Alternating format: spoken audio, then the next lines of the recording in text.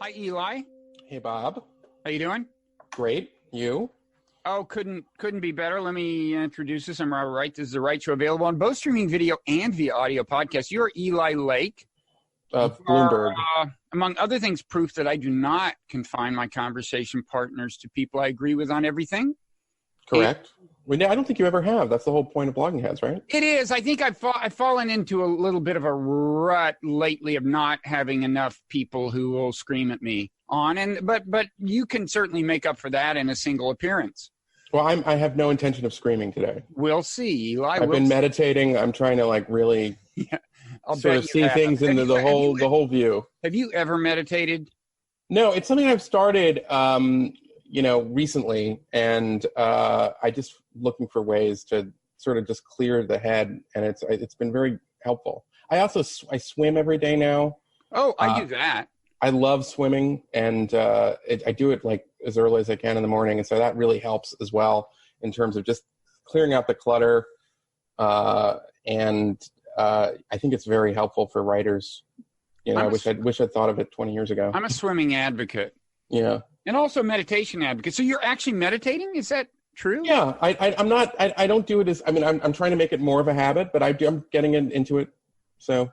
And you've read my fascinating book, Why Buddhism is True? I have it. I have read parts of it. I have not done the whole thing, and I'm not ready that's so disappointing. I'm not an organized religion guy, so I don't know if I'm ready to fully commit to Buddhism. I have a book about that too, Eli. Yeah. But you know what's disappointing here? I've read your entire oeuvre, and you only read bits and pieces. Well, I think I haven't written a book yet, so there you go. Okay. Well, I'll only read bits and pieces of that when it comes out. But meanwhile, what you are you called a columnist at Bloomberg View? Yeah, I'm a columnist, and it's Bloomberg Opinion now, which they changed about a year ago. Right. They changed what was the logic behind that? Do you know? I don't. I feel bad saying that.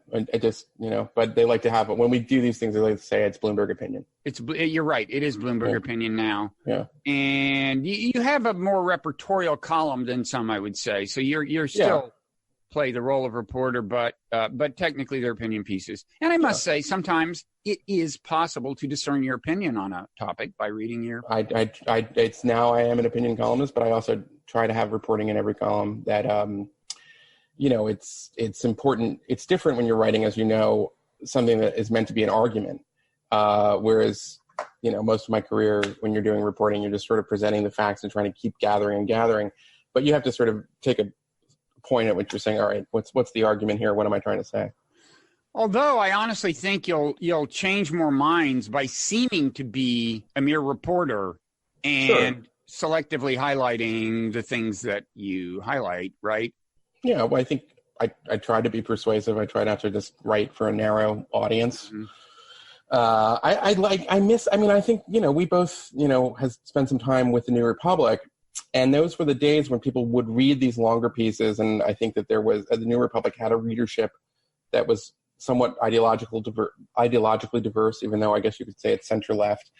And in the era of Twitter, opinions are so hardened, and it's hard. I think it's almost like that. It feels like so long ago when, there would be a thoughtful sort of piece that, maybe would change your mind. And I sometimes wonder if we can ever get back to that. That's interesting. We did used to take that seriously. I was at the New Republic in the late 80s and early 90s when it was a really influential magazine. Sure. During the Mike Kinsley era. And then for a while, Andrew Sullivan and Rick Hertzberg were editor, but it was really it was like if you wanted to get your phone call returned, and by the way, we made phone calls in those days.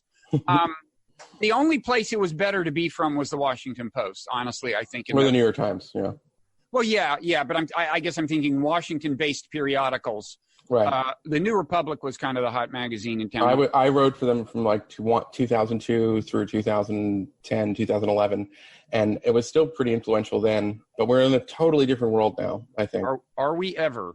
Yeah. Now the New Republic publishes weird pieces about Pete Buttigieg that it then takes offline and apologizes for. I know we're talking about other stuff, but I do not understand that. Own it. You're an opinion magazine. It's offensive, sure, but it's like, it seems weird to me to just like take it down. If you want to put an editor's note saying, or what I loved about the New Republic back in the day when we wrote for it was that when there would be a controversial issue, it would encourage the staff and other outside writers to just attack it from different angles.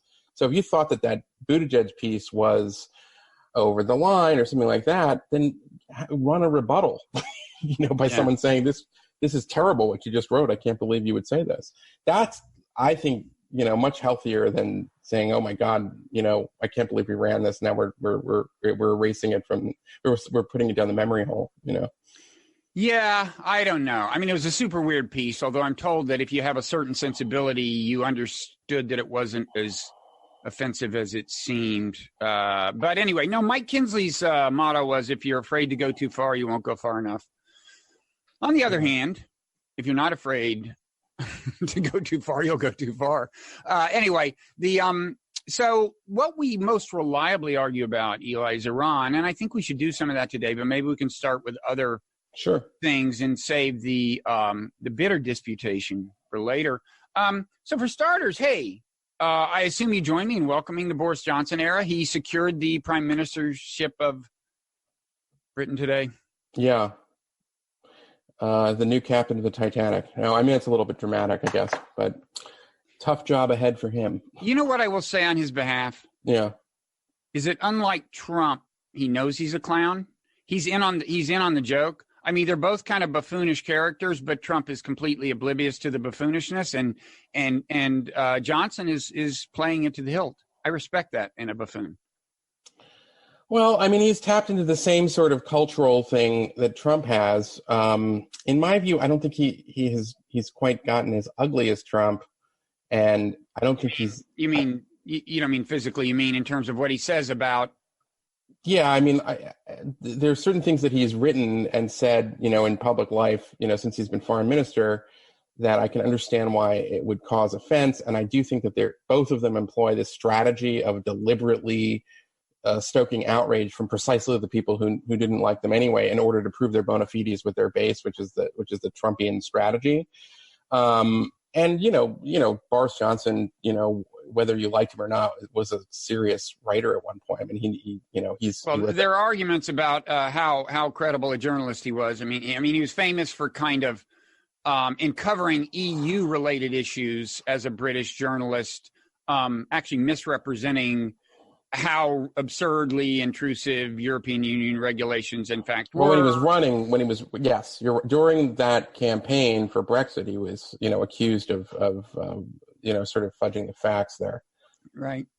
But I think he's a smarter guy than Trump. But I guess I'm also saying he has more ironic distance. At some level for him, I think it's all a joke. And I mean, Trump has a kind of distance from it because at some level it's all about self-promotion and not really about the policies, maybe, but you could argue. But Boris Johnson, don't you think, is definitely a little more in on the joke? He's a little bit more of an absurdist. And British journalists have a little more of that in them than American journalists, I think. Yeah. I mean, I guess you're right. I mean, I think it's true. I do think. I mean, I gather he sort of went 180 at some point. He was all for the EU, as most of the establishment in the UK, and then he sort of figured out where the wind was blowing and got there a little bit ahead of everybody else, which is what smart politicians, I suppose, do. Yeah. And, of course, now the problem I think he faces is that although the British public did vote for Brexit can mean a lot of different things, and it's not clear that there's any one version of Brexit that actually commands a majority of the people or the parliament. So I'm not sure. There's some question as to whether he's going to last. He may run into the same problem Theresa May ran into. He, I guess, ostensibly is ready to do a hard Brexit. He says he's willing to do a hard Brexit, right? And if you're willing to do that, I guess you can do that, although there are people in Parliament who are arguing that actually you shouldn't be able to do that without a parliamentary vote. But we'll see. That would be an interesting spectacle. I don't know. What is your view even on Brexit? Yeah, I don't have a very strong opinion about it. I mean, I guess as a general rule, I think that you can fix the problems. There are problems in the European Union, and I think it's wrong to sort of say that there haven't been issues with it or that the bureaucracy in Brussels has been representative. overall, I support the union. But on the other hand, I think there was a referendum. The exit side, the Brexit side won. Mm-hmm. And, it's very important to respect that process, even if it was a massive miscalculation to hold the referendum. They had it, and they should do it. So the idea that you would have another vote, because you didn't like the results, or, some of this sort of reading that we're saying, oh, well, the people who voted for Brexit were uninformed. Well, I mean, that's not how it works, in democracies. So, I mean, my view is that's what they voted for. That's what they should get, even though I am sympathetic and I agree with the arguments that it's going to mean that the UK is going to be less prosperous, because I'm generally a free trader. Yeah, I mean, I guess if you did a do-over, you'd have to justify it by giving him a different menu of options, like hard Brexit, and I don't know, but something like that. So those are, that's my sort of wishy-washy response on it. So we will see. Right. Donald Trump is happy about this. Of course, the other big difference is hairstyle. Johnson's hairstyle is determinedly unruly, and Trump's is determinedly ruly. But they both have a lot of it. Pretty similar. Yeah. I mean, a lot of it, roughly the same color. Yeah. It's just the ruliness dimension where they differ. So you wanted to talk a little about Trump's whole send her back thing, starting with his attack on the squad and suggesting that they go back to the countries they came from, which in 3 of the 4 cases would have been America. But leaving that aside, you have some views on this? Yeah, this is driven by watching the Sunday shows and the defense of Trump in this. And the talking point that Stephen Miller and others sort of kind of landed on was that it was important for the president to call out this thing that's happening in the Democratic Party. So I'm of the view that there is something happening in the Democratic Party, and I don't like a lot of it, and I agree that there's a lot of I think that there's a kind of Jacobin nature about the squad and some of the politics that it represents. What makes no sense to me, and is so frustrating as somebody kind of on the center right, is that there was a wonderful schism that happened right before Trump inserted himself into this conflict between the Speaker of the House, Nancy Pelosi, and the squad themselves. Right. And as I think, I wanted to bounce this off you, but as I think you would agree with me on this, that the way that things change in America historically is that, the National Review is not going to convince the Nation magazine reader that the Castro regime stinks. It's going to take, I think of that famous, what is it? I guess it was, who was it? Susan Sontag. There's like a famous town hall in like the early 80s in which I think it was Sontag who got up and said, how come we never talk about the solidarity movement in Poland? Because you need to have people on your own side sort of making that case in a similar way that William F. Buckley changed positions on segregation in the South. So eventually, like for most of the 60s, I guess the National Review, was on the wrong side of history when it came to civil rights. Mm-hmm. And then Buckley and the National Review changes. And then that has an effect in that it sort of makes toxic, this strain of politics, which has sadly kind of reasserted itself in different ways, post 2016. But my point here is that if you were really worried about AOC and and Ilhan Omar and the rest of them, then the best thing to do is not to make it about Trump versus them, because then you've unified the Democratic Party behind them. What you want to do is encourage the schism. It's a useful kind of contradiction that needs to be worked out there, and hopefully, and I still hope, fingers crossed, because I think that their kind of brand is I think that the proper word for what they want is a sort of Jacobin approach to politics. I don't know if they even understand what the full implications of socialism but that has to be a fight that is won by Nancy Pelosi and Jonathan Chait, not Donald Trump and Fox News. Well, so I think it's true that Trump seems to have exerted at least a temporarily unifying influence on the Democratic Party. I think that's true. On the other hand, I mean, with Trump, to me, the perennial question is crazy or crazy like a fox.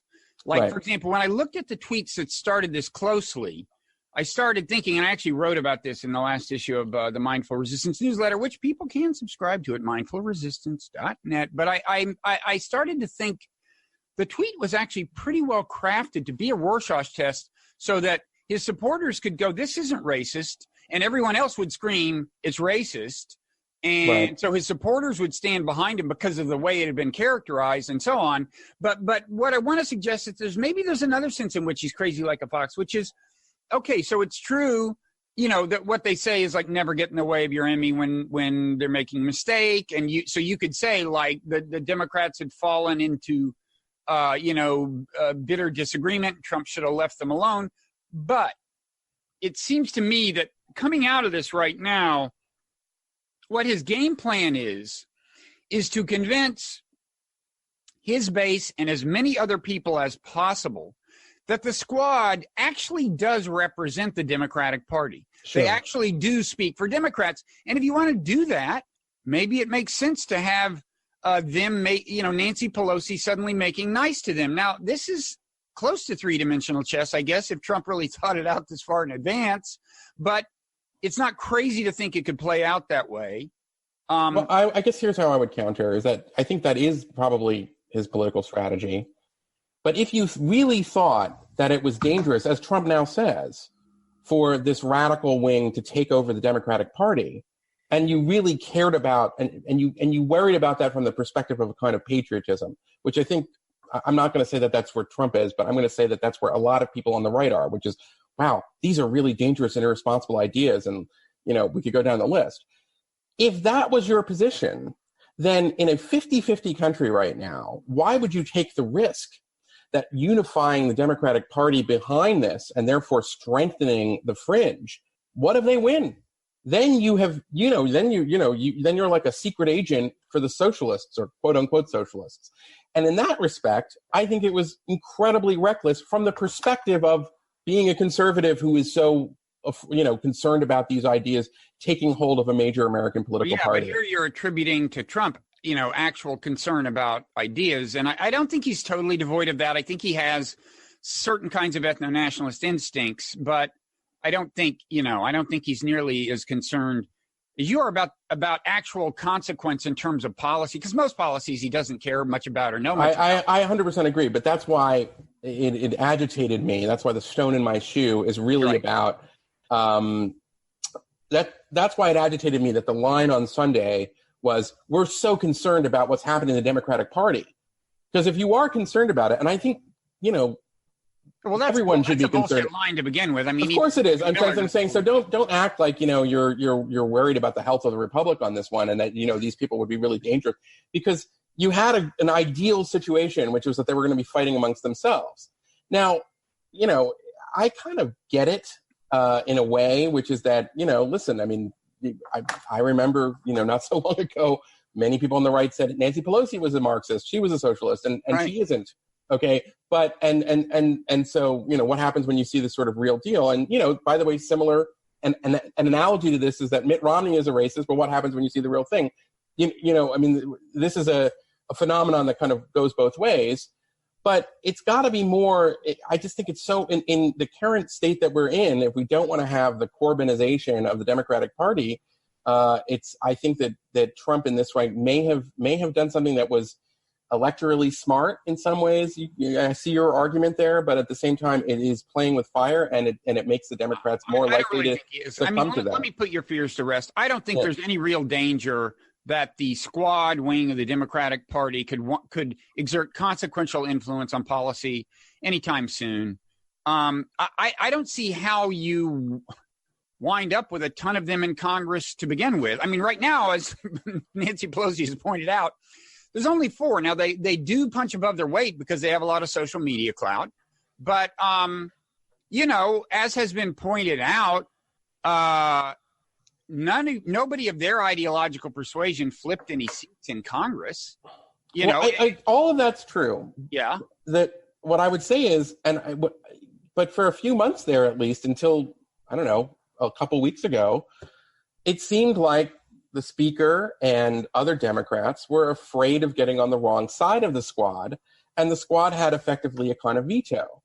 And that doesn't mean that they get to set the agenda yet, but it does mean that they have a kind of influence within the tent that, I personally am concerned about. I thought the whole debacle about Ilhan Omar's comments, and then they had a resolution and they had to water it down and they do all that stuff. Well, that was because people were afraid of getting on the wrong side of, it's not just it's not 4 members of Congress. It's really like a kind of, I don't know, it's like a new activated wing of the party, It's a wing.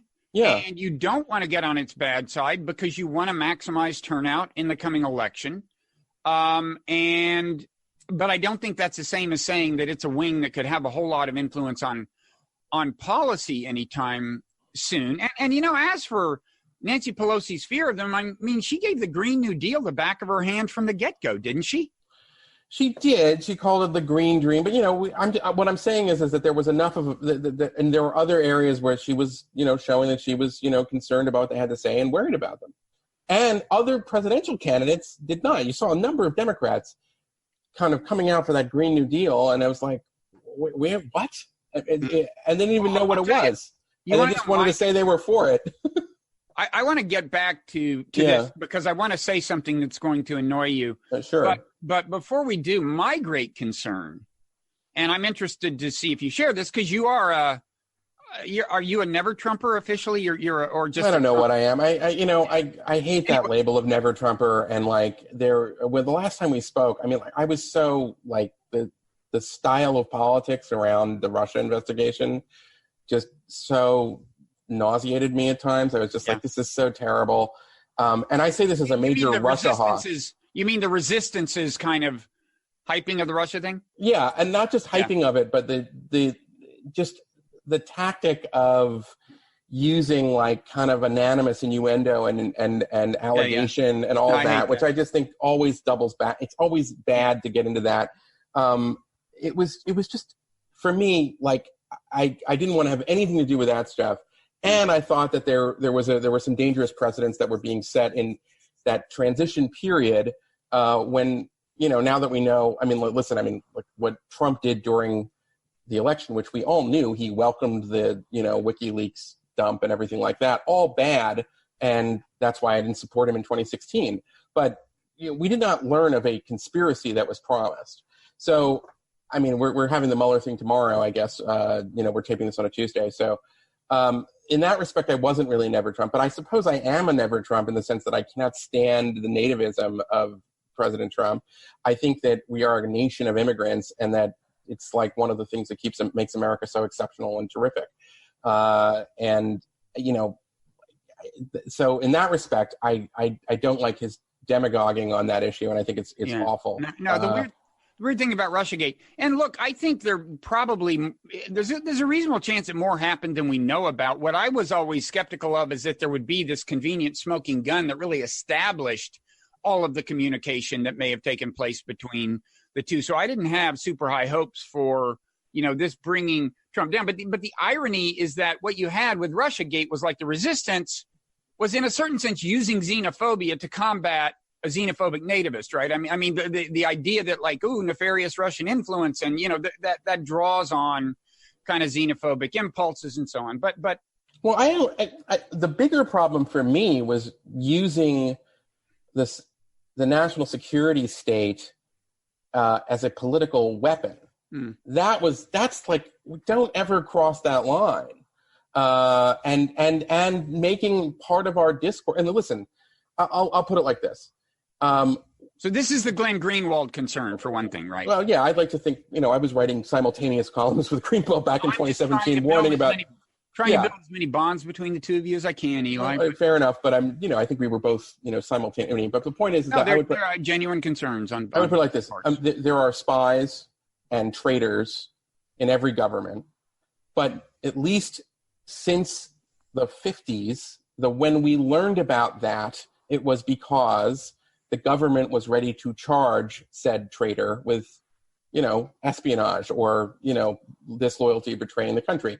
The classic example would be Alder James. It wasn't a campaign for a year before he was charged that said he might be a spy. And, obviously Albert James himself worked for the CIA, so it's a little bit different. But the point here is that we had all of this fluff and innuendo, and it was fed irresponsibly by people like John Brennan, who, had these media contracts. And to me, that was awful. And by the way, I would have been against anyone. Like I've been pretty consistent in my career about that kind of excess. And I was sort of amazed that we didn't see more sort of concern about that, particularly from groups that exist to try to protect the rights of unpopular figures like a Carter Page, who had his FISA application leaked. And where was the ACLU? It's just incredible to me that those kinds of things were not more prominent among liberals who've traditionally sort of defended these values. 10 years ago, we were worried about the prospect of the government misusing this kind of information. Here you, I think, had an example of it. I'm not talking about the investigation. It's very important. The investigation is one thing. Let's leave that aside.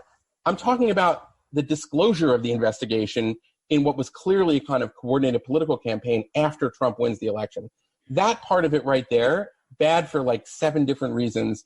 And I really was surprised that I did not see more traditional liberals sort of call this stuff out. I understand that Trump is bad and they had to do things. I just think it was a kind of short-circuiting and malfunction. This is Glenn Greenwald's point, is being ideologically... Glenn and I happen to agree with him. Right, but he's saying that his side should be more ideologically consistent. And I think an underappreciated thing is that, a lot of times when he says things that drive people crazy, he's actually, and they're looking for some explanation. I mean, I had somebody, a journalist you've heard of, actually asked me, do you think the Russians are paying Glenn Greenwald? And I said, he's just being ideologically consistent. I mean, and that's unusual right now because, in answer to your question about why didn't more liberals respond like that, well, the psychology of tribalism is a powerful thing. And when you're sufficiently terrified of someone, and I think Trump, kind of legitimately inspires terror in a sense, it just, you reflexively, you turn opposition to them becomes your guiding light, and everything else is organized around that. This is the problem with resistance thinking, because resistance, if you say you're a resistance, then it means you are willing to do things that you would normally never do in order to stop someone because they're that dangerous. And that to me is the key, right? I mean, that's the key to where everything sort of went off the rails. I mean, I have a joke about it, which is you shouldn't get to call yourself a resistance unless there is a good chance you'll be captured.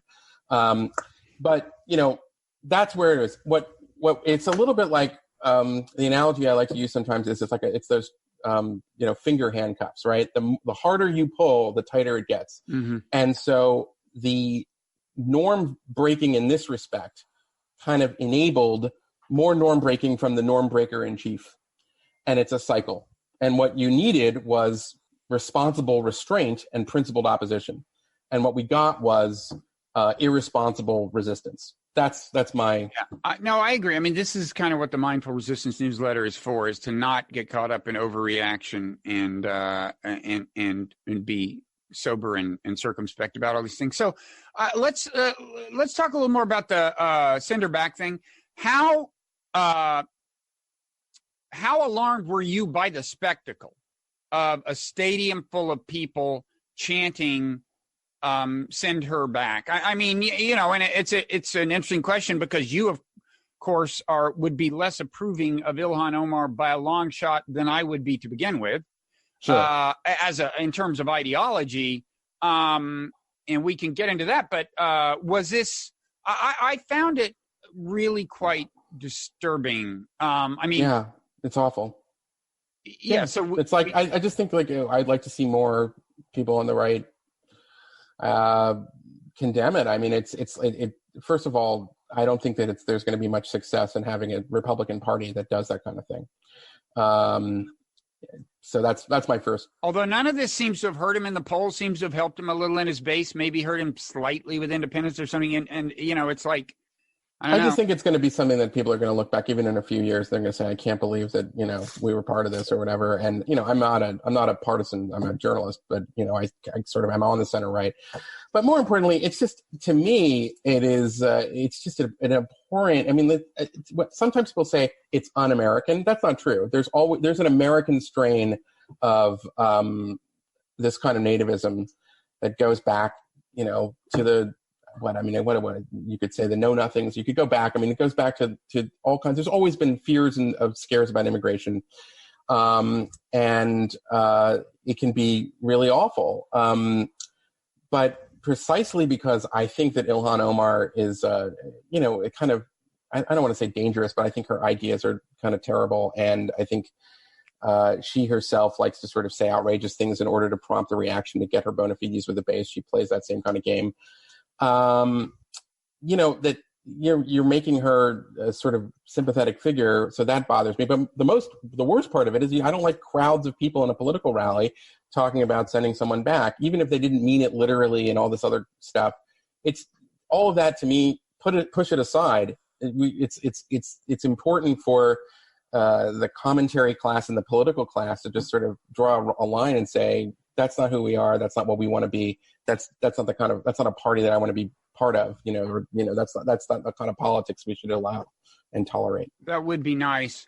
Actually, as you might imagine, I don't think she's dangerous. I wouldn't be too cynical about her motivations. I think she's, pretty firmly believes in the stuff she talks about. The thing I could say that might annoy you is that I think if you ask, why was it so easy for Trump's supporters to say, what's the big deal about these tweets, and to even join in chants of send her back, and for them to say, how is this racist?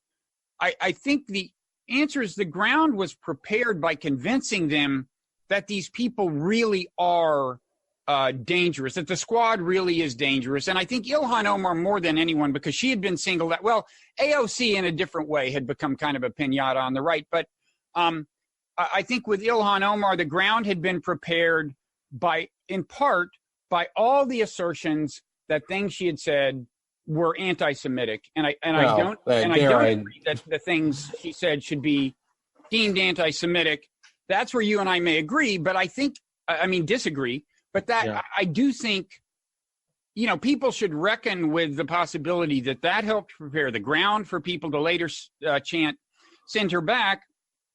And if nothing else, might encourage them to be very careful about making allegations of anti-Semitism, anti-Americanism, racism. All of these things are very serious charges.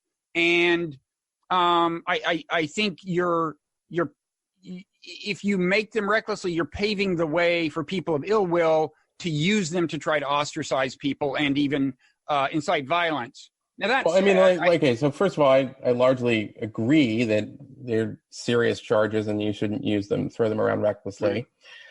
I think that Ilhan Omar, first of all, she promised her constituents that she wouldn't support this BDS thing, and then she went ahead and did it. But let's just leave that aside. Politicians. We should say, if there's anybody who doesn't know, the BDS stands for Boycott, Divestment, Sanctions targeted at Israel. Right, but I want to leave that aside for just a sec, because I don't, if a member of Congress, if a fringe member of Congress wants to support that, I think it's wrong, but I don't necessarily think that supporting BDS means that, I think it makes you an anti-Zionist, but I don't know. The bigger point was that what she said, and she sort of doubled down, and she did a very Trumpian thing where she sort of apologized and then took it, then said something else. And there was a period there for about a month and a half where she was basically accusing her colleagues, and in some cases in Twitter, Jewish colleagues, of being paid off by the state of Israel. And sort of, in my view, she basically sort of succumbing to a nativist conspiracy theory about why American policy is the way it is. And, that I do think is pretty ugly. I think a better word for that is actually, what she's doing is she's sort of asserting there's a national interest and it's been distorted by all this Jewish money or pro-Israel money or whatever. And that to me is just not how the world works, and not it's false. And I think that that does play into an anti-Semitic trope. And she says she's unaware of it. And journalistically, I don't like to get into the minds of somebody. I don't know, what's going through her head when she's saying that. But to me, I think she was rightly criticized along that, for that stuff. And then I thought that, sort of almost disproving her point, you had all the major Democratic Party candidates coming out and defending her. And then you saw with all that pressure, they watered down the resolution that was supposed to condemn her. And the whole thing just became a spectacle. And in some ways showed, how weak the traditional sort of view of the Democrat, party was, that they usually are, very pro-Israel, and B, the power of you don't want to get on the wrong side of these people. You don't want to get on the wrong side of this movement. And that is dangerous. So that I thought was a serious moment. And in that respect, people want to say that it's anti-Semitic, that she was anti-Semitic. I think that there might be a smarter strategy in trying to engage her and say, wait a second, this is why what you said was wrong. And, there's an analogy here that goes back more than 30 years, if you want to do a little history. But back in 84, when Jesse Jackson was associating with Farrakhan and said Jaime Town in 84, I'm sure you remember all this. Well, that's a little different. I mean, but hold on. When he did that, yeah. Throughout the primary, originally, he was defiant, much like Ilhan Omar. But, the story is basically Abe Foxman, at the time, the head of the Anti-Defamation League, engaged Jesse Jackson over a longer period of time. Now, what ended up happening is that after that cycle, he gives a famous, what I think is one of the best speeches in the history of at least modern Democratic Party at the 84 convention, in which I think, the line is, if my grape turned into a raisin or my joy bell lost its resonance, check it to my head, not to my heart. And he then, the rest of his career in public life, Jesse Jackson is terrific on these kinds of issues. And the reason that happened was not out of, the reason that happened was because he was engaged, and ultimately was able to sort of change his mind. Getting back to this point about if you're worried about Ilhan Omar and AOC, the best way to do it is sort of you either want to bring them along or have someone like Nancy Pelosi draw the line, not, get everybody in the Democratic Party to defend them from the big bad evil Trump.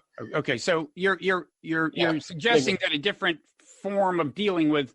I don't want to get into this whole thing of where I know what's going on in her heart or her mind. I have my I have my skepticism. I think she's fair, but Okay, but leave her aside. Yeah. I think you're saying that when she said something like, "It's all about the Benjamins," explaining some politicians. Well, it was more than just that. She said I forget exactly the phrase, but she said, you're supposed to vote for, America's interest and not, it was something like that. It was, I have to find it. I didn't know we were going to talk about Ilhan Omar. Oh, okay. But it was more than just all about the Benjamins. All about the Benjamins is really bad. And I don't like to be I'm not the arbiter of this stuff. Eli, can I just challenge your assertion that it's really bad? Sure. Okay. So you don't, so interest groups often use money to influence politicians. The NRA does it. All kinds of interest groups do it. I don't think you deny that AIPAC does it. They channel donations that come from other people, but they channel them and focus them in an attempt to influence Congress people. You don't deny that, right? Well, AIPAC doesn't have anything to do with the political action committees. But certainly there are Jewish donors who want. Yeah, yes, there are plenty of people who depend on Congress to do that. AIPAC channels money to influence Congress people. You don't deny that. No, they don't. It's illegal for them to challenge money because they're not a political action committee. That's actually an important distinction. They do not. Wait. My understanding was, and I talked about this with Ron Campius right after this controversy, and my understanding was, although the money doesn't technically come from AIPAC, AIPAC is capable of going to somebody in Congress and saying, we can bring you this much money, but we don't have to. What are your views on X, Y, and Z? Now, you're denying that happens? Well, I know that there was a huge legal challenge on this, challenging their tax status. that AIPAC won, and that if that does go on, then they would be violating the law. I'm not saying that there isn't a pro-Israel donors who do this, but I'm saying what AIPAC does is it lobbies Congress and makes the case for Israel, and it also has another arm that funds, members of Congress and others to go to Israel, for these trips where they meet members of the government. They get in a helicopter and they go to the Golan Heights, yada yada yada. That is what they do. If there was a member of AIPAC that was saying we can promise you $30,000 for your reelection campaign, then they would be breaking the law. There were there was a Twitter thread from somebody who'd worked for a congressperson and did a play-by-play of how exactly it happened, and it actually was like that, I think. I mean, again, there are technical issues about where the money has to come from. Right, well, I will concede that there are people who give money to members of Congress because they'd like them to support Israel. Sure. Okay, so then my question is calling attention to that inherently anti-Semitic? Now, I got to say, I thought her understanding of the way this works was really incomplete, in the sense that a lot of the clout AIPAC has is about its ability to activate the grassroots. But, so if she's exaggerating the role, or she's genuinely confused about how large the role of money is as opposed to grassroots activation. But I mean, people make the same mistake about the NRA. They say it's all about the money. No, it's not. The NRA is capable of activating grassroots people against the congressperson. It plays that card as well. AIPAC definitely plays that card. So, she may be wrong on the facts, but when somebody's wrong on the facts about the NRA and exaggerate the role of money, we acknowledge that this could be an innocent misunderstanding. We don't attribute nefarious influences to them. My view is just that we should be able to speak about all forms of influence brought to bear by all interest groups, monetary and otherwise, and I don't understand why any interest group should be insulated from that scrutiny. I mean, I don't think that pro-Israel lobbies should be insulated. I write about pro-Israel lobby all the time. What Ilhan Omar did that I think really was over the line was that she said that this was the determining factor, as if as if the members of Congress who she was criticizing, who are fellow Democrats, were basically bought off. But if they were free to choose, they would have chosen some other position. So that's the problem here is the assertion that the money is the controlling factor. Lots of people spend money to influence Congress, including people, I mean, less so now because Israel and Saudi Arabia are kind of finding themselves on the same side against the Iranians. But, there was a time when the Saudis gave a lot of money to Congress too. And, there were times when AIPAC lost, like the AWACS deal. I mean, it goes back to maybe 30, 40 years now. But, that's how it is. And I think your point is well taken about the activists on this issue. But if somebody says that, it's all that money from the NRA that's influencing, that's why we have, terrible gun control laws.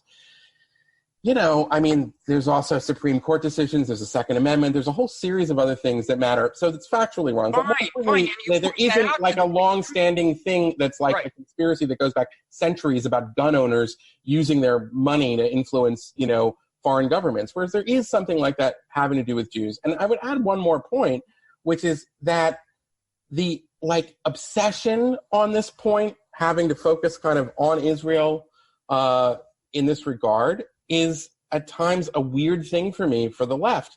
Whereas there I just don't understand why there's so much focus on Israel and protesting Israel. And there's I would say so many other countries that I think are worthy of boycotting and pressure and human rights and everything else like that. And it seems at times a little weird to me. There's one Jewish state, there's one safe haven for the Jews, and yet it is it become the main target for the, new progressives. It's a weird thing. Well, get it. I mean, we could get into a broad thing about Israel-Palestine, but I think rather than go there, I mean, there's separate issues. There's the amount of attention focused on kind of Israel-Palestine, which in terms of mainstream American politics actually isn't that much, but I take your point that on the left it's a lot.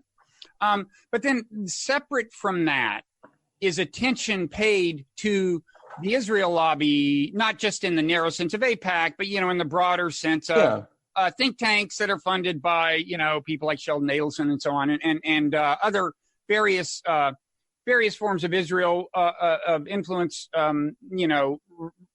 mediated by people who think of themselves as pro-Israel, leaving aside the question of whether they actually wind up doing Israel any favors. But that argument about the lobby, if you think the emphasis on that is disproportionate, I have an explanation for you, which is that there are a number of people who care a lot about American foreign policy and believe that an unfortunate amount of influence has been wielded by that group on American foreign policy in an unfortunate way. And that's the motivation there. And that's a separate issue from, focusing on Israel, Palestine, and all that. I think they're not unrelated issues, but the thing I would talk about with respect to Ilhan Omar here is if you ask, why do people want to highlight what they see as the influence of the Israel lobby? A lot of them are people who are concerned about what they see, rightly or wrongly, as the influence it has on American foreign policy. And I think you'd agree that's not an illegitimate motivation inherently. You may think they overestimate the influence, and you may kind of ask suspiciously why they're prone to overestimate whatever. But I don't think that's an inherently illegitimate consideration, right?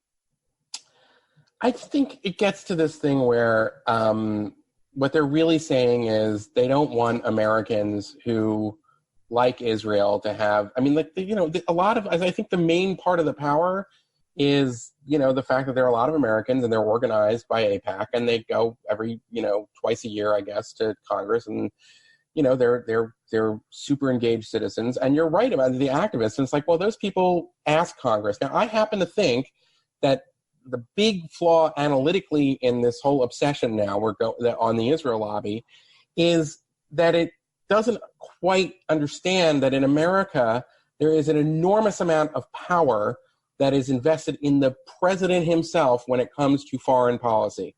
Right. And when you have a President Barack Obama, there's not a damn thing that AIPAC could do to stop the Iran deal, even though they tried. And so it's like, well, fine, but do you think that, Obama, had to get the thing through Congress? So it's not just... No, he didn't have to get it through Congress, because if it was going to be a treaty, which it should have been, then it would have been, 2/3 to affirm it. And the way it was done with this Corker bill, it was really, he only needed a third plus one in the Senate to get it through. But there were votes relevant to it that were close calls, as I recall. Well, it wasn't really ever going to be close. That it was set where he would always have enough votes. But the point is that they fought it out, and the lobby obviously lost. The pro-Israel lobby lost. Right. So and that's just one example. I mean, it's no, they're not omnipotent. Nobody's saying they're omnipotent. No. The people who are obsessed with the lobby say that it's like that's why America does all these things in the region, and it's not true. Then they're amazed when they hear Zionists like myself say, I think we should get rid of the military subsidy to Israel. Like I'm a big believer in that for kind of pro-Israel reasons. Like, I mean, it's just like that's where my issue is, that it's an increasingly irrelevant obsession at this point. I differ. I mean, let's look at Trump's decision to get out of the Iran deal, which I think has gotten us into a kind of a world of trouble. We can talk about your views on that, but we should. This is a good segue to Iran, right? Yeah, it is. I mean, let me just say, we don't know for sure what Trump's set of motivations was, and I think certainly part of it had to do with the fact that this was Obama's policy. That's certainly part of it. On the other hand, there were people pushing him in this direction. I think it's safe to say that one of them was his largest donor, Sheldon Adelson, right? Whose pro-Israel credentials, in I would say a very extreme sense of the term, you wouldn't deny, and who once said, seriously, we should drop a nuclear bomb in the desert of Iran to teach them a lesson. The other thing is, there's, if you want to push Trump in this direction, it helps to have a lot of think tank reports and talking points. And you actually have think tanks like the Foundation for Defense of Democracies which are funded by people like Sheldon Adelson. Well, who no, has funded them. Sheldon Adelson, I have to check. Okay, He hasn't funded them for like they have other, 11 years Eli, or something. They have other big pro-Israel donors. They may also have Saudi UAE money. I don't think they disclose their stuff. They don't take any foreign money, as far as I know. But they have big pro-Israel money. And I don't think you deny that they have a pro-Israel inclination and an intensely anti-Iran, or at least anti-Iranian regime inclination. I concede. Okay, so that's what I'm saying is this is relevant to this moment, Eli. This is relevant to this moment. Is it? Okay, so, I mean, I feel like, are you suggesting that there weren't think tanks that loved the Iran deal? Because I can mention them. I mean, there's a little think tank called the Council on Foreign Relations, the Carnegie Endowment, Brookings Institution. CFR, I don't think all-time stuff. Not quite as huge as the FDD. I know.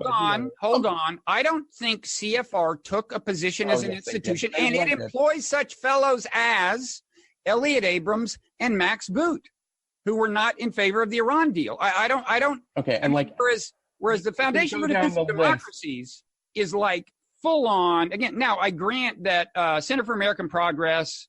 Not just Center for American Progress, a lot of the establishment. Fine. A lot of, you can go through it. Listen, fine, and talk about where they get their money. That's fine with me. You want to talk about money?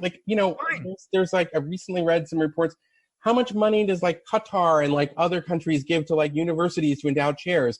You can have all nodes of influence that both sides. There were a number of people who would love the Iran deal. There were very powerful institutions like the New York Times editorial board. And I say shine a light on it all. Talk about it all. Great. Okay, fine. But I'm saying, Eli, all I'm saying is nobody who talks about a particular part of it, the funding for it, the funding against it, even if they wind up having an exaggerated conception of the influence, which people tend to do when talking about special interests generally, I'm just saying nobody who talks about it should be ostracized or assumed to be anti-Semitic or un-American or anything else. And I'm just saying that the way that was done to Ilhan Omar prepared the ground for what Trump has done to her now.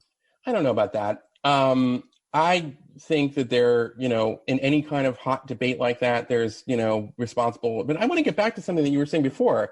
My issue is not stating a well-known fact, because these are think tanks that are, transparent in putting out lots of products saying that they don't like the Iran deal. That's true.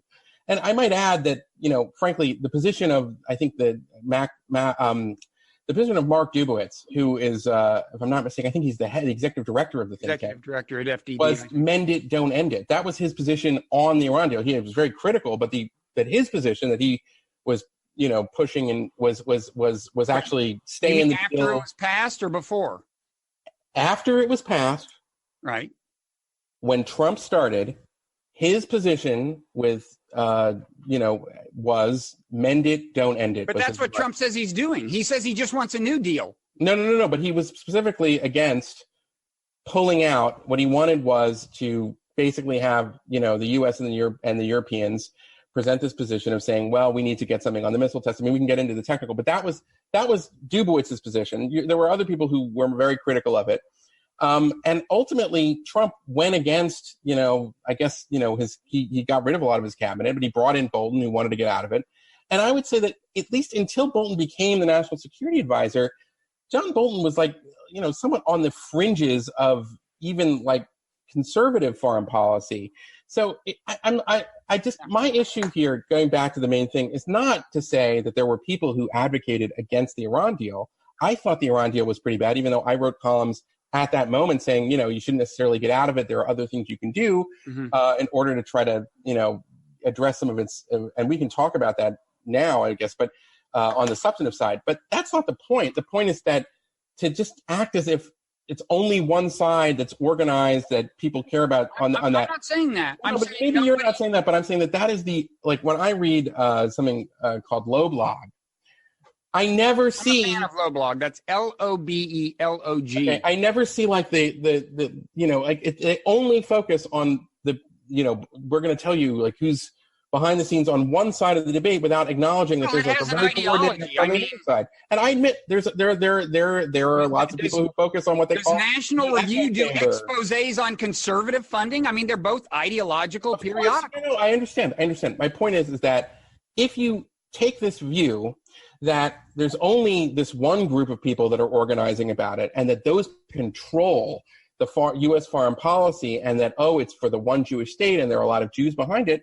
I'm sorry, but that's just like a modern way of sort of taking pieces of true information to create a falsehood that has been traditionally, historically, really bad for Jewish people and really awful and anti-Semitic.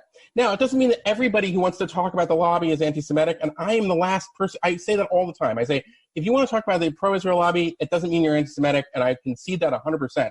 But it is the obsession with the pro-Israel side of the equation without recognizing there are extremely powerful institutions on the other side of it as well, and that sometimes the pro-Israel side loses and sometimes they win, and that's just how it is in America. That's accurate, but that nobody wants to read that. What people want to read is like, oh my God, they did it again. But Eli, you can lobbyists. I mean Jews. I mean pro-Israel lobbyists. That's what I have an issue with. Look, I'm sure there are anti-Semites out there who are part of this, but that said, I mean, I don't know who they are, but I don't doubt it in principle. But what I would say is, you can pick any issue, and what you will find is, among other groups who opine on the issue, two groups of obsessives, one on each side, and they're all about either how evil the NRA is or how evil the gun control lobby is, and that's just the way it goes. And we don't generally say, wait a second.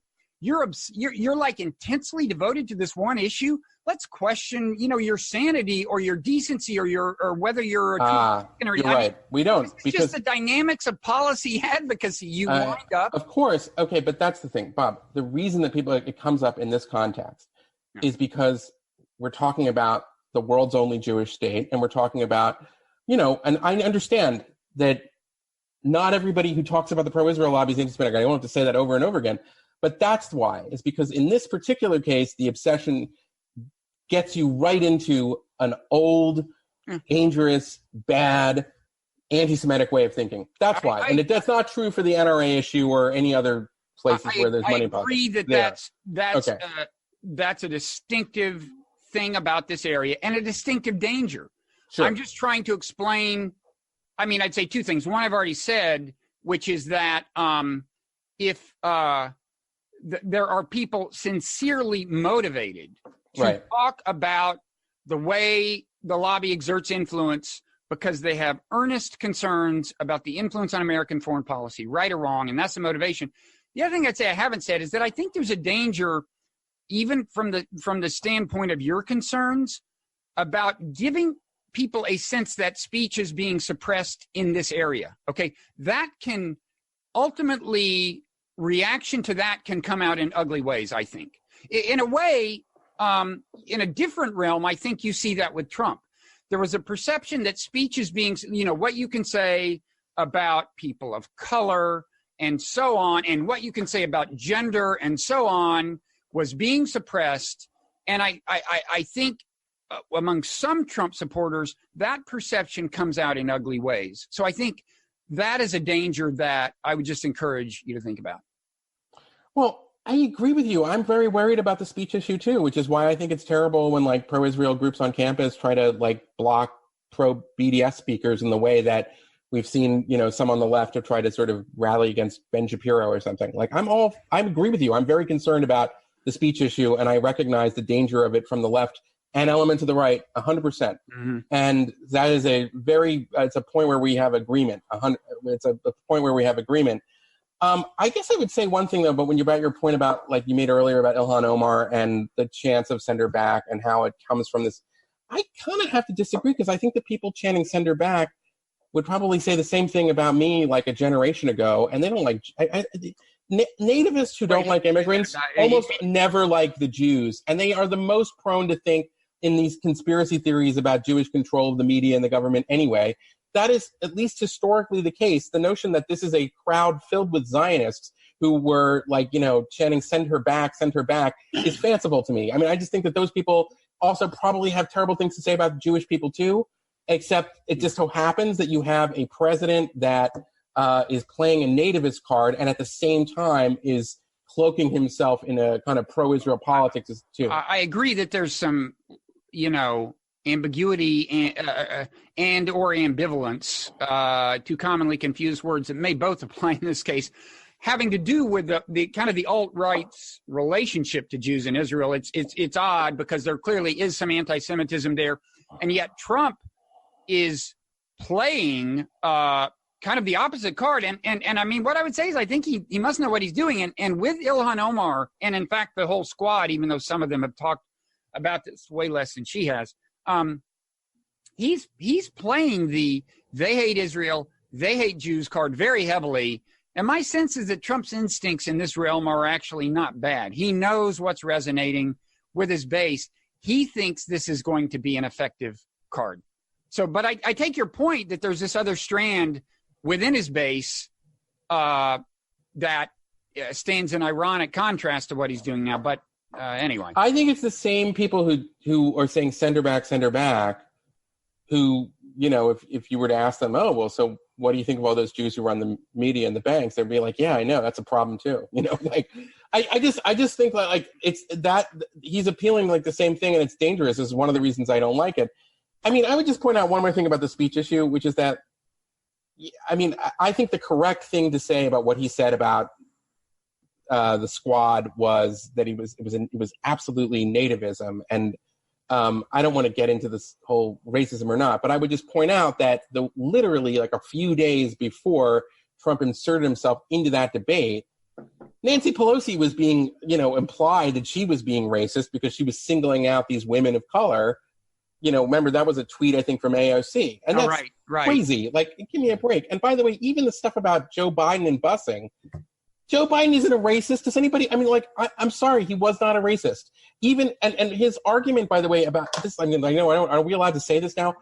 I'm all for the federal government enforcing civil rights, but like, there was a huge debate in this country 30, 40 years ago about whether or not it should be left to like local school boards to figure it out and then have the clumsy federal government come in. And Joe Biden wasn't being like a racist about that kind of thing. No, he favored busing. Can you hold on just 1 second, Bob? Can we pause it for just a sec? You can go ahead and do what you do, and I'll fill in the give me 2 seconds. Okay. For our viewers, and just say that I think Biden's position at the time was that he favored busing to deal with de jure segregation, where in cases where there were laws favoring segregation, but opposed busing if the segregation was de facto, which is to say a byproduct of residential patterns that were not themselves legally mandated. Now, at this point, we may, if Eli doesn't show up soon. Oh, your timing is perfect. Hi. Your timing is perfect. I filled the airtime masterfully, and I said very few negative things about you. All right. I'll have to watch. So, no, I know. I mean, you know, this gets back to, I guess we're changing channels a little, although we did promise to say something about Iran per se. I hope we'll have time. But when we were talking about our concerns earlier, my concern is that, A, there are no Democratic presidential candidates who are actually very well positioned to beat Trump. And one thing I actually had a discussion with Mark Schmidt and Sarah Posner recently on the show where I was making the case that, like, if you ask yourself, how is this Kamala Harris versus Joe Biden playing out in the eyes of any like swing voters who are watching, you know, kind of maybe Trump leaning voters? I was saying, I mean, you may not accept the premise that there are many such voters, but if you're trying to get the so-called gettables, I don't think this was a good look for the Democratic Party. I think to them, sort of like a debate busing.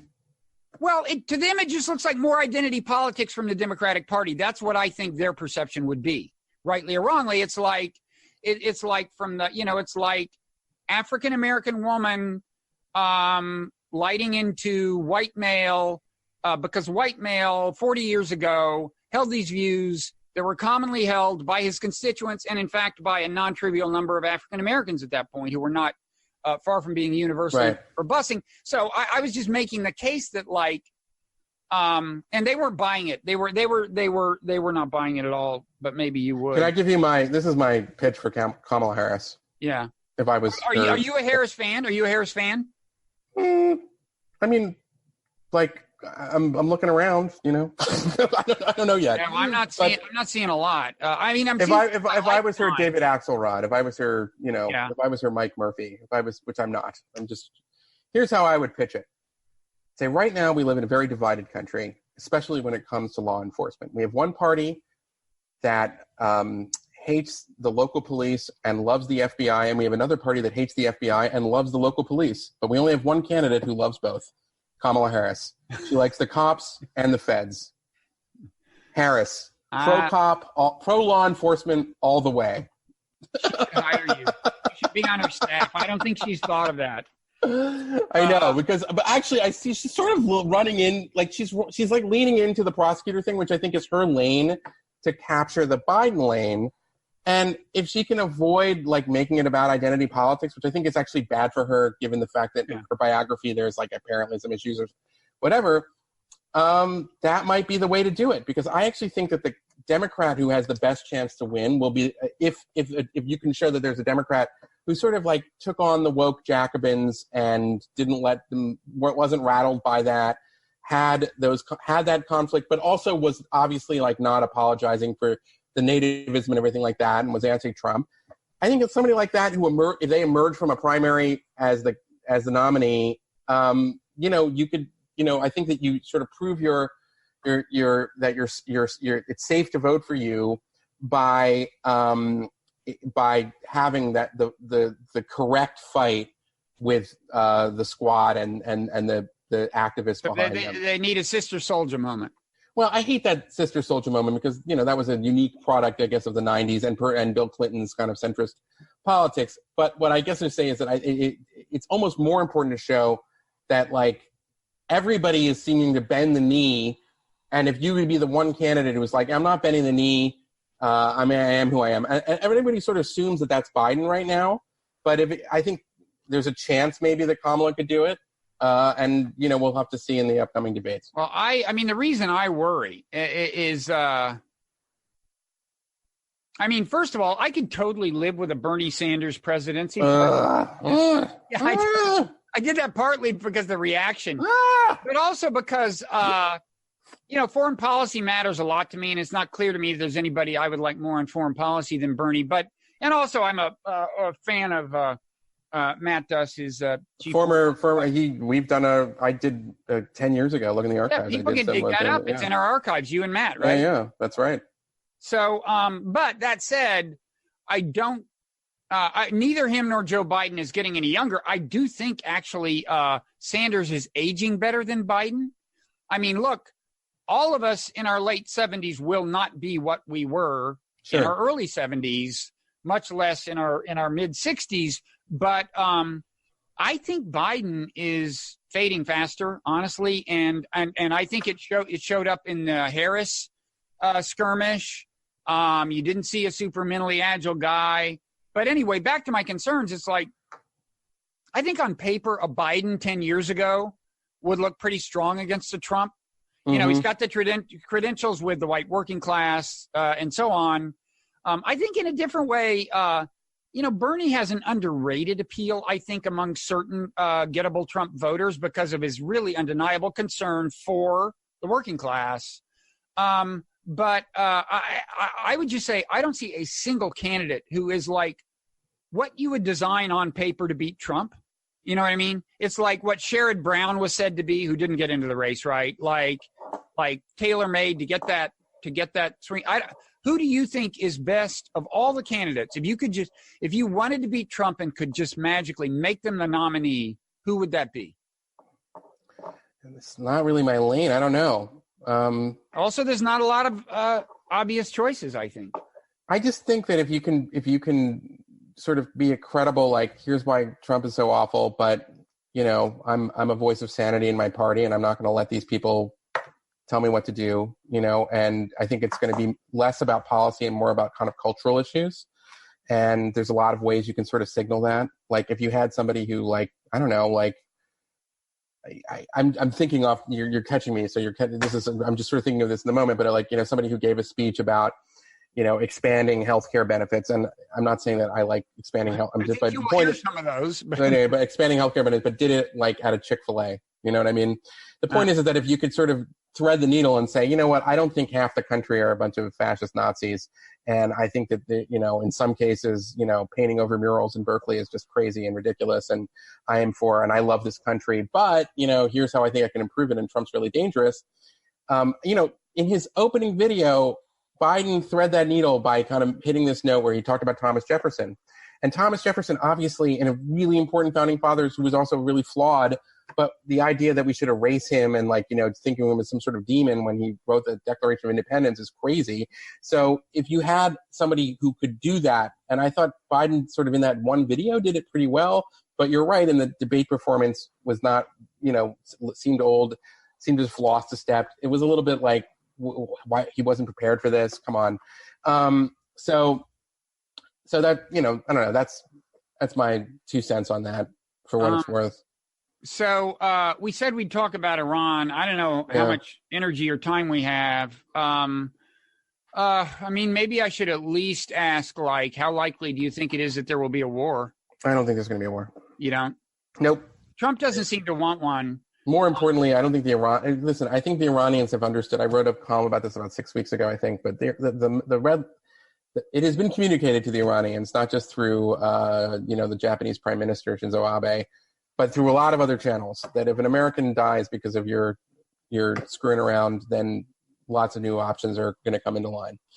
And so far, the Iranians, I think, understand that they sort of don't want to do that. And then, I also think that, I just don't think and I think you're right, Trump doesn't necessarily want a war. What I would just say, though, is that nobody in their right mind should think that it would be a great idea to invade Iran and set up a coalition provisional authority. It's a terrible idea.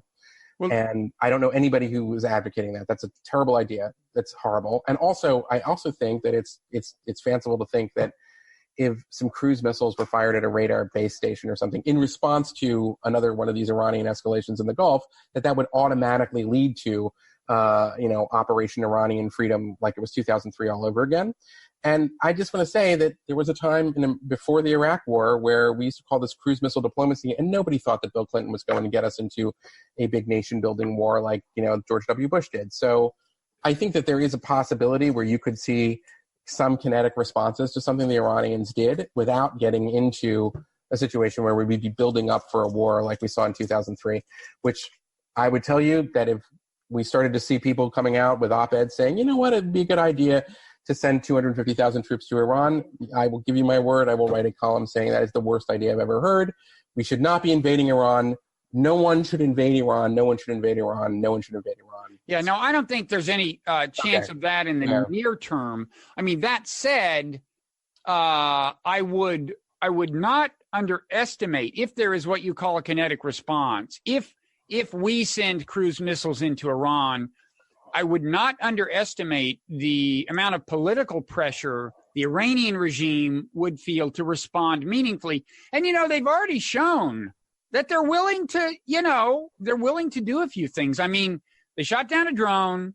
If you accept it isn't, there's still some arguments about how much of what is attributed to them they actually do. But if you buy the mainstream analyses, they were behaving so well before we pulled out of the deal. What's that? They were just totally keeping to themselves. They weren't doing any of this stuff. Yeah, I know. They were just enabling, the humanitarian disaster of.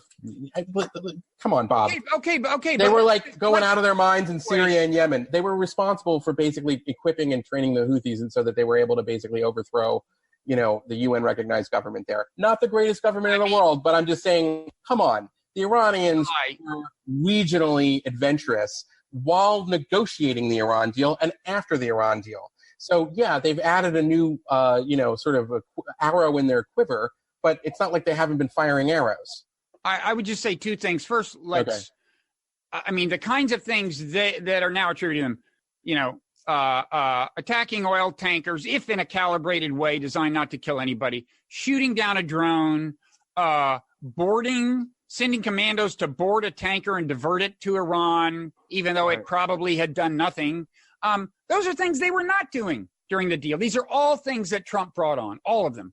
And as for what you're talking about, Eli, these are all direct consequences of. Okay, I'm just saying that we should never make the mistake of assuming that unless you're saying, well, I thought the level of Iranian adventurism in the region and their behavior overall. I mean, listen, we just had these very credible reports all over the place that in 2015, in the height of like negotiating this wonderful deal with John Kerry and Javad Zarif, they were like, found how many tons of explosives with Hezbollah in an attack plan for London. There's all kinds of stuff like this that we're now learning about that was going on the Iranian terror side, which is how they conduct their statecraft, while they were apparently, negotiating and everything else, and that's the whole point of it. But the whole point is that the Iranians have been aggressive rogue actors in the region, and it didn't matter that they were in some nuclear deal that was going to, meaningful limits of which would expire. I'm not conversant in the reports about things they allegedly were preparing and didn't do. All I know for sure is they didn't do them. But I'm just saying this category of behavior is emphatically a category of behavior they were not engaging in. And the, as for even the Houthis, I think you would agree that it's not like they stepped in and decided to overthrow a stable state. Chaos had been growing there for some time, to no small extent due to the behavior of the Saudis and the United States. And Iran now has their proxy. Saudis have their that is a regional contest between Iran and Saudi Arabia for influence. You could say the same thing in Saudi Arabia and about Syria. The difference being that at least there, Iran, unlike our proxies, was there with the permission of the government. So Robert, the sequence here, though, that you're talking about is wrong. The Saudis did not become involved in the Yemen war until Hadi was overthrown. I have heard very different. No, but I'm saying that whatever you want to say, the current thing, which I'm kind of the view that it is a humanitarian disaster at this point, and it would be nice to find some sort of way out of it. But, the Iranians are a major aggressor. The other thing is equipping the Houthis with missiles that can hit like Riyadh is a huge problem, and and Saudi Arabia, unlike Iran, is our ally. So and by the way, when the government in Yemen was overthrown, we had a partnership with that government to go after Al Qaeda in the Arabian Peninsula, which is an important national security issue. Now, if you think all this stuff, we just need to get out of there and like let it go, that's fine. I know that's generally your view. I'm saying the Iranians are like, that's what they do. They're like on the march. They're the ones that are escalating and pushing. They are. That's what they do. We haven't gotten to Syria They're yet. on the march? We have not gotten to Syria yet. How do you think the world looks to them when, for example, the United States, which supported Iraq in the war against them, and then got rid of the dictator that once supported. When the United States invades Iraq and establishes a huge troop presence there, or when the United States and its allies send a ton of weapons to overthrow the regime, an adjacent regime in Syria that Iran considers a buffer state and an ally. You don't think all of this looks to them like our enemies are on the march? I mean, I'm not saying they're any righter than we are. I'm just saying that from their point of view, there's a lot of stuff that happens in that region that is threatening, just as from your point of view there is, right? And I do not see Iran as somehow kind of uniquely filling the role of unprovoked provoker. That's just. So you think the Iranians are sort of justified in? I'm not even using the word justified. Helping Assad survive after using chemical weapons multiple times against his own civilians. Wait, the Iranians. Well, that's what they did. The Iranians made it possible for Assad to survive after he used chemical weapons against his own people. That's what they did. Let me just point out, first of all, that we supported Iraq when they were using chemical weapons, not to kill hundreds or thousands, but tens of thousands of Iranians, okay? Let me just point that out. Now, does that make us like uniquely evil in the way you're saying Iran is uniquely evil? I wish we never supported Saddam Hussein. But you're not just saying I wish Iran hadn't done that. You're saying they occupy a special status because they did exactly. Well, also, no. It's not a matter of will we support it? No, but it's totally different. I mean, Assad would have fallen had it not been for the IRGC and various Iranian proxies and organizing it with the Russians. By the way, they literally saved the regime. It's a very different matter than in the Cold War, the U.S.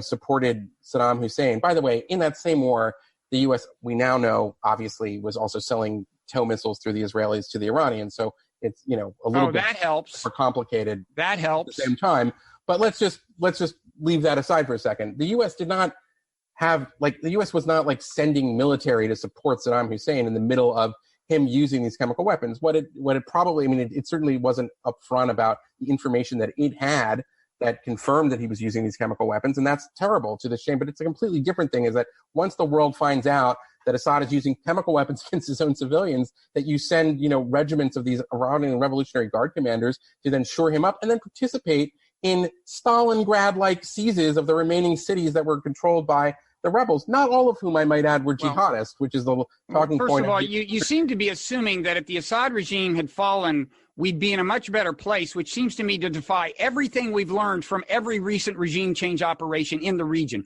What we've learned is that doesn't happen after regimes collapse. A total mess. So we have to be stuck with like Kim Jong-un and the mullahs in Iran forever. There are cases where... there are cases also where regime change works. I'm not in favor of invading countries. What's the most recent one that's anything like Syria?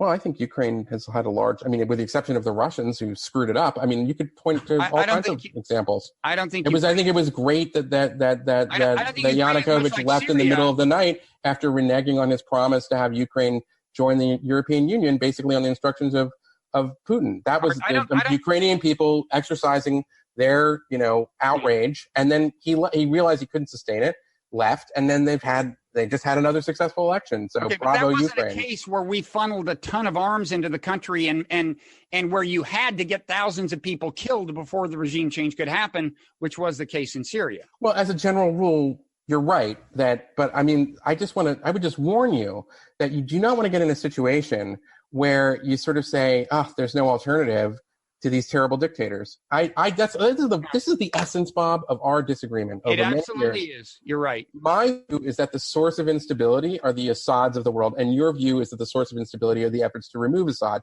And I have come over time to basically say the U.S. should not invade these countries. And I'm increasingly of the view, actually coming around, that I think, the ideal, and we should take much more seriously, nonviolent, Gene Sharp-like ways in which to get rid of these dictators.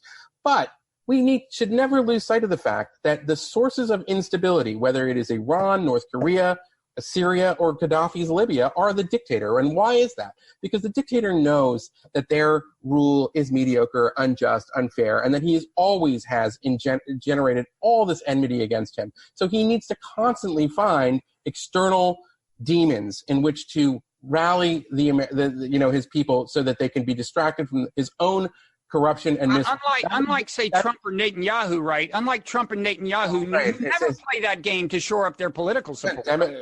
Democratically elected leaders can be demagogues at times too, and there certainly is demagoguery from Trump and Netanyahu. And I, in fact, recently, a few months ago, wrote about it. Netanyahu's embrace of the Kahanists in the Israeli right, which I said you shouldn't win for that very reason, because he embraced them. So I agree that there are times when democratically elected leaders, but it's a fundamentally different thing. I would just say you never compare that to the communists in China or anything like that. And I just think that oftentimes you are too quick to just equate these things, and we should never lose sight of the fact that the source of instability comes from these tyrants. They are the ones who are looking for a fight. That's why I just don't accept your argument. And you can say, oh, well, what about Saudi Arabia? Yeah, I'd like to see Saudi Arabia reformed too. Okay, but you don't want to do it violently because they're one of their allies. I don't want to violently do it in Iran. I'm not interested in it. But you wanted to do it violently in Syria. You support the proxy war we supported. You support the funneling of weapons into Syria. Well, I guess I would put it like this. I think by the time the U.S. got involved in that there was this thing called the Free Syrian Army and everything like that there already was a violent conflict. I might add, initiated by Assad, of course, who had already done that. I guess my concern is that it would have been nice if we would have acted earlier in such a way, and we didn't. And there are a lot of people who filled in the. But if you were looking for someone to blame for the state of affairs in Syria and why it was so bad, start with the dictator. Start with Assad. I'm actually not looking to use the word blame at all, which you probably also will take issue with because you think it should be used. But I'm just trying to do a clinical assessment of like what would and wouldn't your analysis. You said that Assad is the source of his own. Okay, but let me just say something about the stability issue. You're right. I put emphasis on that. I find Assad an abhorrent ruler. I feel the same way about our ally in Egypt, Sisi. I feel the same way about MBS. There are a number of people I find abhorrent authoritarians, and I don't doubt for a minute, by the way, Sisi has already proved to us with the way he cracked down on the initial reaction against his coup, that if you started funneling weapons into his country, he would use methods exactly as brutal as Assad's. He'd be happy to. There is no moral difference between those two men. I abhor it all, okay? But well, Assad has killed far more people than Sisi, and I'm not defending. Okay. Let me just finish on the stability point, because you emphasized it. But in terms of, like you're saying, the ultimate, that it's more destabilizing to leave Assad in power or something. I mean, if you can think of something that has been more politically destabilizing than the outflow of refugees from Syria, which would not have happened had we and our allies not turned an insurrection into a civil war by providing them with the weapons. And I admit that, look, the suppression that would have kept it from being a civil war would have been brutal and bad. It's just that a lot fewer people would have gotten killed than did get killed. There would have been a lot fewer refugees. And that refugee exodus, if you ask me, without that, you don't get Brexit, you don't get Trump.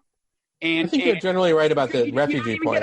You don't even get ISIS. I mean, it's a totally different world. It's a totally different world in which Trump is not president.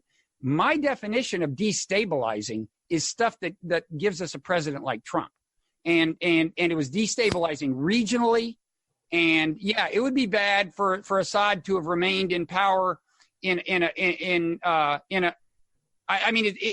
a badness to him being in power, but he's in power anyway. And if we had just left him in power, it would be a better world. I disagree. I think that Assad would have created those refugees anyway, and that even if the United States decided, even if the U.S. decided, all right, we can't do anything here. What are we doing, right?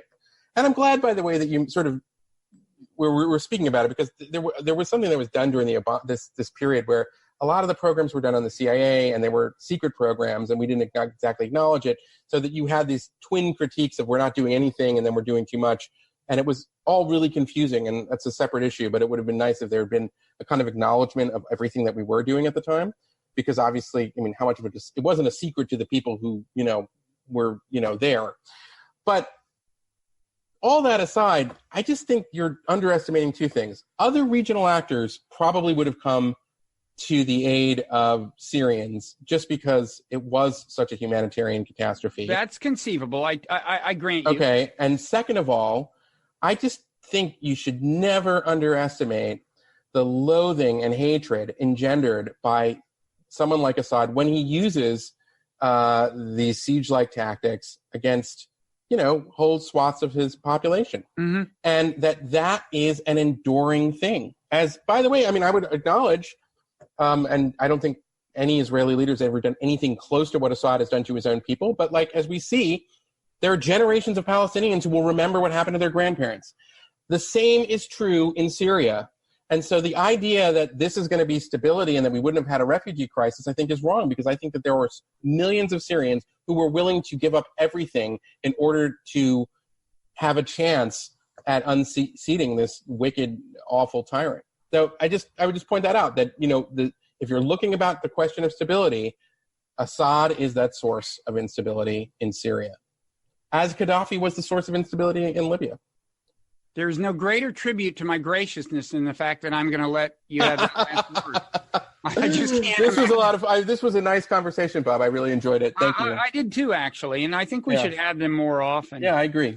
So, and we needn't always get into an argument about Iran. Although I got to say, it's probably good for the world.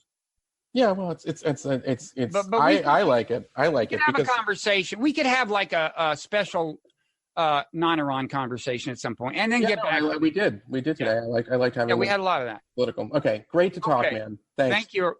Take care. You too. Bye.